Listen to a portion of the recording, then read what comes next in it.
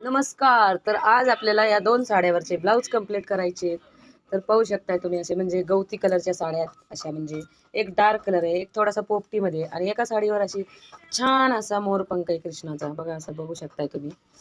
म्हणजे रेडमध्ये कलर दिलेला आहे, गोल्डनमध्ये मोरपंख आहे आणि मधल्या साईडला म्हणजे रेडमध्ये कलर टाकलेला आहे. अजून याच्यात म्हणजे निळा किंवा मोरपंखी असतं तर अजून छान वाटलेलं असतं आणि दोन्ही पण साड्या आहेत हिरव्या.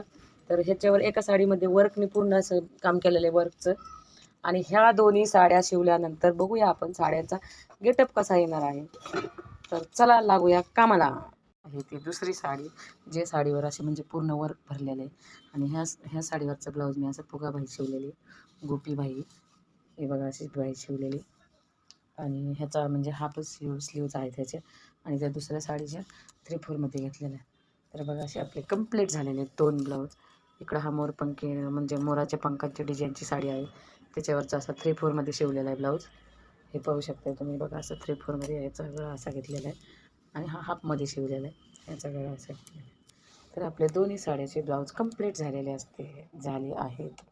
तर झालेला आहे आपला कंप्लीट ब्लाऊज. हा ब्लाऊज घेतलेला आहे मी 3/4. ज्या साडीवर म्हणजे मोरपंखी म्हणजे मोरपंखांची डिझाईन आहे तो असा 3/4मध्ये म्हणजे हात त्याचे 3/4मध्ये घेतलेले आहेत आणि दुसरी पण मी साडी दाखवते. तर बघा असं किती छान असा आलेला आहे मटका गळा आणि बघा साडीला पण असा सुंदर गेटअप आलेला आहे.